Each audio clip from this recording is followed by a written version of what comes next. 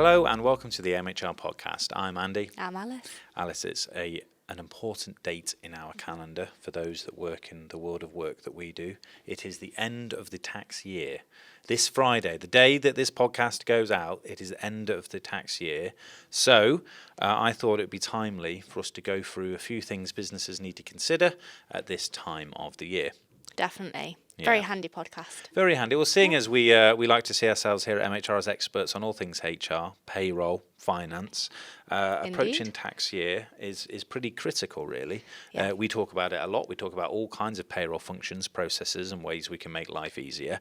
And to help that, we've recently released a tax year-end checklist, which you can find on our website. I thought we could go through it, as well as some extra content that we've been given by our legislation experts here at MHR, such as a blog that we've recently written about the changes that you can see coming for the next tax year. Sounds good, right? Sounds good. We're nothing if not informed. Indeed, right? yes. Yeah. And luckily, this checklist has come from the experts. Exactly. I didn't write it. It's actually good. Yes. You can rely on it. Nice and clear as well. So Yeah. if you do want to check it out, it is on our website.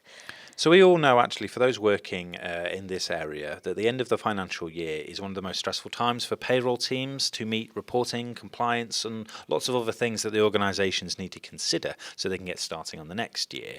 There's a lot to get through, and lots of differences are different in lots of different ways, right? So the main thing is to make sure that we consider how we can update processes or make people's life easier, right, when we're having to work so hard in a concentrated period of time. And that's, I think, what this checklist does. Yeah, and not missing key details as well. When you're working with payroll, you don't want to be making mistakes. It has quite a severe knock-on effect. So having a checklist such as this, you might even have your own in your business. Yeah. But I guess that there's a point there to make that if you do have a checklist, make sure you're reviewing it every year. We talk about it all the time as well, don't we? That actually, as soon as you put teams under pressure and concentrate on stuff, you're more likely you're going to make human error, right? Yes. Which is devastating when it comes to pay, because, that's the main people who go to work. As soon as people are paid incorrectly, it can lead to a lot of complications. It's going to have a knock-on effect, and it's also going to impact the well-being of your workforce, which you don't want. It's very true. So you can keep yourself in line by following these 10 quick, easy steps, right? Number 1 is check your employee details.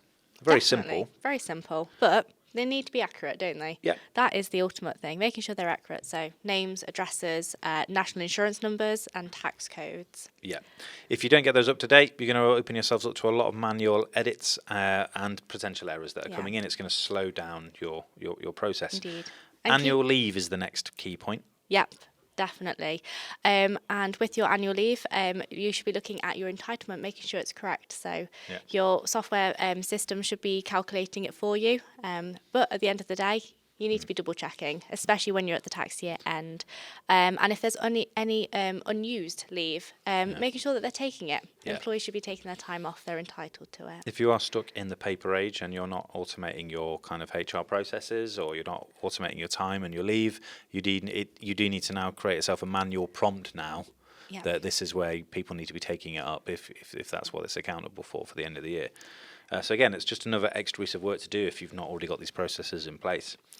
Yes. Point 3 is year-end adjustments. So make any necessary year-end adjustments to employee pay, including bonuses, expenses, and other one-off payments, including tax contributions. Right, and we do have a top tip here.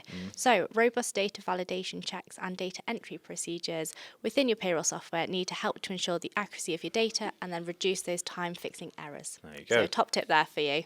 Okay, thank you for the top tips. Point 4 is process your final payroll run. Well, sounds like it explains what it should be doing. Right, but well, yeah, exactly, right. But I suppose, you need to in get the that out of the title. way before you can set up for the next year, right? So you got to check your dates, as well as your payroll might not even end on week 52, right? That's a good If you point. run weekly payrolls, or if your usual date falls on, say, the 5th of April, then send your final FPFs and EPSs.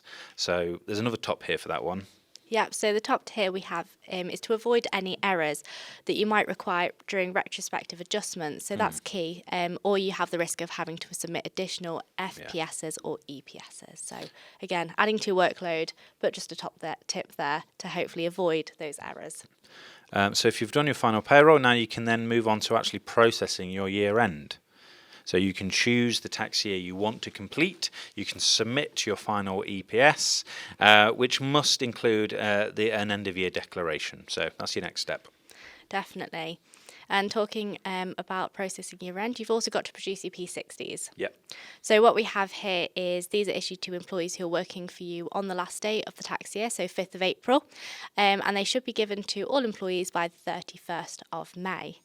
On that point, James actually dropped me a message. Something else with P60s is if your payroll benefits, you still need to remember to submit a P11DB and pay the Class 1A NIC by the 22nd of July. So a couple of key dates there. Nice. So that follows on to, so that was point 6. Point 7 is the P11D submissions. If you've provided any benefits or expenses, you'll need to complete that and submit to the HMRC. So there we go. Nice. Now you know the dates. Point 8 is communication. And we talk about that a lot, don't we? Communication. Communicate with your employees about any changes or updates to the payroll process or their tax codes and P60s, because it's going to reduce confusion, it's going to reduce queries. And as we all know, payroll teams typically have a lot of time spent to kind of answering queries or changes or anything that's uncertain with the rest of the workforce. Yeah. If you can limit that, you can focus them on the things that really matter to driving the business forward. Definitely. So communication is key to eliminate those problems. Yeah, and another thing to point there actually is there's been a further reduction to national insurance. So that might be a question that comes up a little bit more for the payroll teams. But it's just worth communicating to employees to avoid, obviously, those queries coming in. Yeah. The 9th point is reporting. So create detailed reports that can be easily audited. And I think that speaks for itself. We've got the data there.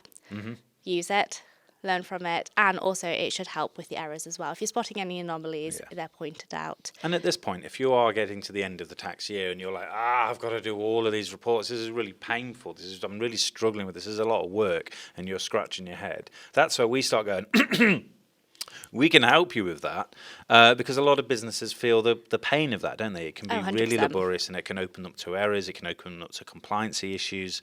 This is where you've got to be really careful. So if it is hard work, it doesn't have to be. This is when you need to start considering how HR or payroll processes or solutions can actually make your life a lot easier and save your team a lot of time and stress.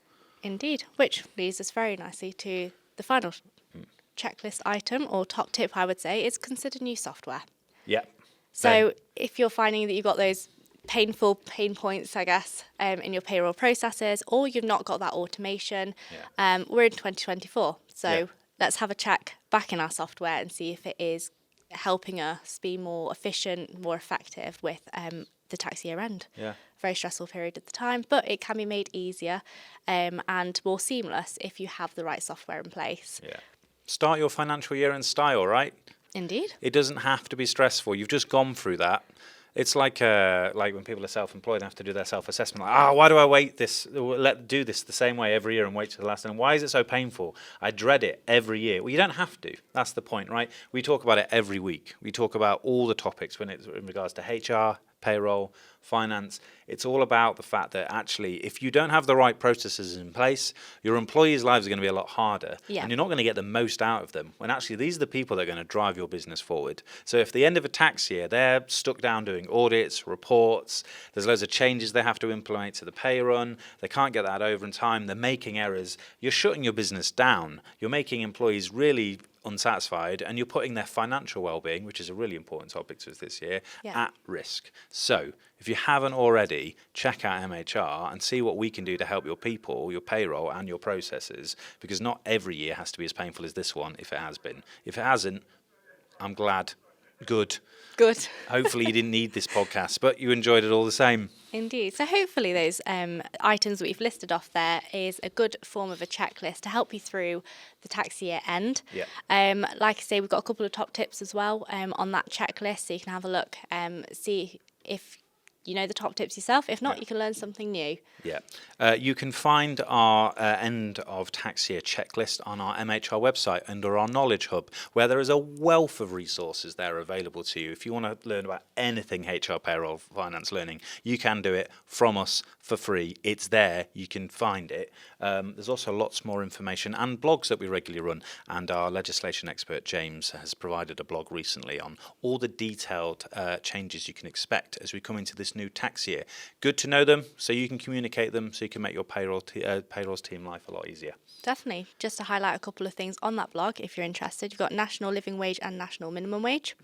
Yep. You have income tax, national insurance that we mentioned earlier. Yep. Changes to student loans and new HR legislation. So a couple of things I think are very key to get up to date with and make sure that you're compliant.